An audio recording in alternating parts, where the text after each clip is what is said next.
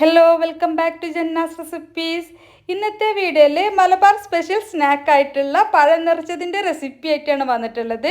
സാധാരണ ഉണ്ടാക്കുന്നതിൽ നിന്നും കുറച്ച് വ്യത്യാസമായിട്ട് മൈദമാവിലൊന്നും മുക്കാതെ എണ്ണയിലൊന്നും മുക്കി പൊരിക്കാതെയാണ് നമ്മൾ ഉണ്ടാക്കുന്നത്. ഈസിയാണ് ഉണ്ടാക്കാൻ, അതുപോലെ തന്നെ നല്ല ടേസ്റ്റാണ് കഴിക്കാൻ. അപ്പോൾ നമുക്കിത് എങ്ങനെയാണ് ഉണ്ടാക്കുന്നതെന്ന് നോക്കാം. അപ്പോൾ വീഡിയോ കണ്ടുകൊണ്ടിരിക്കുന്ന സമയത്ത് നിങ്ങൾക്ക് ഈ റെസിപ്പി ഇഷ്ടമാവുകയാണെന്നുണ്ടെങ്കിൽ ഒന്ന് ലൈക്ക് ചെയ്ത് സപ്പോർട്ട് ചെയ്യാൻ വേണ്ടിയിട്ട് മറക്കരുത്. അതുപോലെ തന്നെ ചാനലൊന്ന് സബ്സ്ക്രൈബ് ചെയ്യാനും ഫോളോ ചെയ്യാനും കൂടി മറക്കരുത്. അപ്പോൾ ഈ സ്നാക്ക് ഉണ്ടാക്കാനായിട്ട് നമുക്ക് ഇതിലേക്കുള്ള ഫില്ലിംഗ് ആദ്യം ഉണ്ടാക്കാം. അപ്പോൾ അതിനായിട്ട് ഒരു പാൻ ചൂടാകുമ്പോൾ 1 ടേബിൾ സ്പൂൺ നെയ്യ് ഒഴിച്ചിട്ടുണ്ട്. ഇതിലേക്ക് കുറച്ച് അണ്ടിപ്പരിപ്പ് ഇട്ടിട്ട് ഒന്ന് ഫ്രൈ ആക്കി എടുക്കാം. അണ്ടിപ്പരിപ്പ് ഒന്ന് ഫ്രൈ ആയി വരുന്ന സമയത്ത് നമുക്കിതിലേക്ക് കുറച്ച് കിസ്മിസ് കൂടി ഇട്ട് കൊടുക്കാം. എന്നിട്ട് രണ്ടും കൂടി നന്നായിട്ടൊന്ന് ഫ്രൈ ആക്കാം. കിസ്മിസ് കൂടി ഒന്ന് ഫ്രൈ ആയി വരുന്ന സമയത്ത് നമുക്കിതിലേക്ക് ചിരവിയ തേങ്ങ ചേർത്ത് കൊടുക്കാം. അപ്പോൾ ഞാനിതിലേക്ക് 1 കപ്പ് ചിരവിയ തേങ്ങയാണ് ചേർക്കുന്നത്. തേങ്ങ ചേർത്തിട്ട് നന്നായിട്ടൊന്ന് ഡ്രൈ ആയി വരുന്ന സമയത്ത് നമുക്കിതിലേക്ക് മധുരത്തിന് ആവശ്യമുള്ള പഞ്ചസാര ചേർത്ത് കൊടുക്കാം.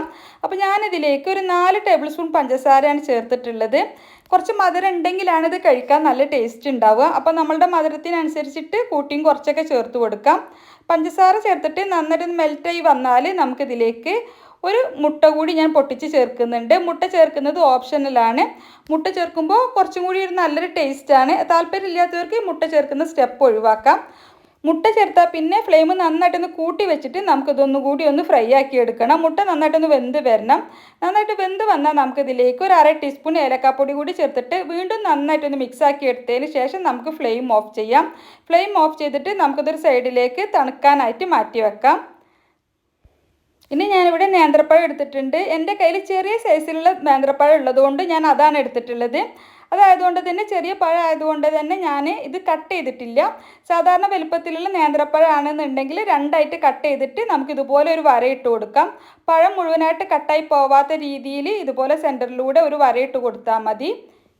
ഇനി നമുക്ക് ഈ പഴം നന്നായിട്ട് നെയ്യിലൊന്ന് വാട്ടിയെടുക്കണം. അതിനായിട്ടൊരു പാൻ വെച്ചിട്ടുണ്ട്. അതിലേക്ക് 1 ടേബിൾ സ്പൂൺ നെയ്യ് ഇട്ടിട്ട് ഒന്ന് മെൽറ്റായിട്ട് വരുന്ന സമയത്ത് നമുക്കിതിലേക്ക് പഴം വെച്ച് കൊടുത്തിട്ട് പഴം നന്നായിട്ടൊന്ന് വാട്ടിയെടുക്കണം. മുകൾ ഭാഗമൊക്കെ ഒന്ന് നന്നായിട്ട് കളറൊക്കെ മാറിയിട്ട് ഉൾഭാഗവും നന്നായിട്ട് വെന്ത് വരണം.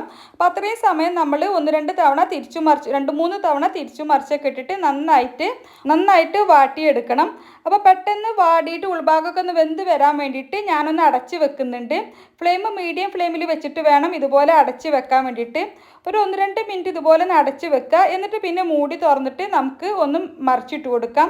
എല്ലാ സൈഡും തിരിച്ചു മറിച്ചും ഇട്ടിട്ട് പഴത്തിൻ്റെ പുറം ഭാഗം ചെറുതായിട്ടൊന്ന് ബ്രൗൺ നിറമാവണം. അതുപോലെ ഉൾഭാഗം നന്നായിട്ട് മൊരിഞ്ഞു വരികയും വേണം. അതാണ് വേണ്ടത്. അപ്പോൾ വീണ്ടും ഞാൻ അടച്ച് വെച്ചിട്ട് കുറച്ച് സമയം കൂടി വെച്ചിട്ടുണ്ട്. ഇതുപോലെ ഒരു 3-4 തവണ ഞാൻ മൂടി തുറന്നിട്ട് തിരിച്ചു മറിച്ചും ഇട്ടിട്ട് പഴം നന്നായിട്ട് വേവിച്ചെടുത്തിട്ടുണ്ട്. അപ്പോൾ അതൊന്ന് ശ്രദ്ധിക്കണം. പഴം ഉൾഭാഗം വെന്തിട്ടില്ല എന്നുണ്ടെങ്കിൽ കഴിക്കാൻ അത്ര ടേസ്റ്റ് ഉണ്ടാവില്ല. അപ്പോൾ അതൊന്ന് ശ്രദ്ധിച്ചാൽ മതി. ഇപ്പോൾ പഴമൊക്കെ നന്നായിട്ട് ബ്രൗൺ നിറം ആയിട്ടുണ്ട്. ഉൾഭാഗമൊക്കെ നന്നായിട്ട് വെന്തിട്ടുണ്ട്. ഇനി നമുക്കിത് പാനിൽ നിന്നും എടുത്തിട്ട് ഒന്ന് തണുക്കാനായിട്ട് മാറ്റി വെക്കണം. ഒന്ന് ചൂടൊക്കെ പോയിട്ട് നമുക്ക് കൈകൊണ്ട് തൊടാവുന്നൊരു പാകമാകുമ്പോൾ നമുക്കിതുപോലെ നമ്മൾ ആദ്യം കട്ട് ചെയ്തിട്ടുള്ള ആ വിടവിലേക്ക് നമ്മളുടെ ഫില്ലിങ് വെച്ച് കൊടുക്കാം. എന്നിട്ട് നമുക്ക് കൈ വെച്ച് തന്നെ നന്നായിട്ട് ഫില്ല് ചെയ്ത് കൊടുക്കാം. അത്യാവശ്യം ഫില്ലിങ് വെക്കണം, എന്നാലാണ് കഴിക്കുമ്പോൾ നല്ല ടേസ്റ്റ് ഉണ്ടാവുള്ളൂ. അപ്പോൾ നമ്മൾ ചേർത്തിട്ടുള്ള ആ അണ്ടിപ്പരിപ്പും മുന്തിരിയും എല്ലാം കൂടി വരുന്ന രീതിയിൽ നന്നായിട്ട് കൈവച്ച് പ്രസ് ചെയ്ത് പഴം പൊട്ടിപ്പോവാത്ത രീതിയിൽ നമുക്കൊന്ന് ഫില്ല് ചെയ്ത് കൊടുക്കാം. അപ്പോൾ ഞാനിതുപോലെ ഒരു പഴം ഇവിടെ ഫില്ല് ചെയ്തെടുത്തിട്ടുണ്ട്. അതുപോലെ തന്നെ നമുക്ക് ബാക്കിയുള്ള പഴങ്ങളെല്ലാം ഇതുപോലെ ഫില്ല് ചെയ്തെടുക്കാം. ഞാൻ ആദ്യം പറഞ്ഞതുപോലെ തന്നെ വലിയ സൈസിലുള്ള നേന്ത്രപ്പഴമാണെന്നുണ്ടെങ്കിൽ നമുക്ക് 2ആയിട്ട് കട്ട് ചെയ്തിട്ട് ഇതുപോലെ ഫില്ല് ചെയ്തെടുത്താൽ മതി. എൻ്റെ കയ്യിൽ ചെറിയ പഴം ഉള്ളത് കൊണ്ടാണ് ഞാനിവിടെ കട്ട് ചെയ്യാതെ എടുത്തിട്ടുള്ളത്. ഇതുപോലെ തന്നെ നമുക്ക് ബാക്കിയുള്ള പഴങ്ങളെല്ലാം നിറച്ചെടുക്കാം. പിന്നെ നമ്മളിത് സെർവ് ചെയ്യുന്ന സമയത്ത് വലിയ പഴമൊക്കെ ആണെന്നുണ്ടെങ്കിൽ ഒരു പഴം ഒരു 4ആയിട്ടൊക്കെ കട്ട് ചെയ്തിട്ട് സെർവ് ചെയ്യുന്നതാവും നല്ലത്. അപ്പോൾ ഞാനിവിടെ ഉൾഭാഗം ഒന്ന് കട്ട് ചെയ്ത് കാണിച്ചു തരാം. ഉൾഭാഗമൊക്കെ നന്നായിട്ട് വെന്തിട്ടുണ്ട്. അപ്പോൾ നമ്മളിത് വാട്ടിയെടുക്കുന്ന സമയത്ത് ഉൾഭാഗം വെന്ത് കിട്ടാൻ വേണ്ടിയിട്ട് പ്രത്യേകം ശ്രദ്ധിക്കണം. അപ്പോൾ ഇതുവരെ ഇതുപോലെ ട്രൈ ചെയ്ത് നോക്കിയിട്ടില്ലെങ്കിൽ തീർച്ചയായിട്ടും ട്രൈ ചെയ്ത് നോക്കുക. എളുപ്പമാണ് ഉണ്ടാക്കാൻ, നല്ല ടേസ്റ്റാണ് അതുപോലെ കഴിക്കാനും വേണ്ടിയിട്ട്. ട്രൈ ചെയ്തിട്ട് നിങ്ങളുടെ അഭിപ്രായം കമൻ്റായിട്ട് അറിയിക്കുക. നിങ്ങൾക്ക് ഈ റെസിപ്പി ഇഷ്ടമായെങ്കിൽ ഒന്ന് ലൈക്ക് ചെയ്ത് സപ്പോർട്ട് ചെയ്യാൻ വേണ്ടിയിട്ട് മറക്കരുത്. അതുപോലെ തന്നെ ചാനലൊന്ന് സബ്സ്ക്രൈബ് ചെയ്യാനും ഫോളോ ചെയ്യാനും കൂടി മറക്കരുത്.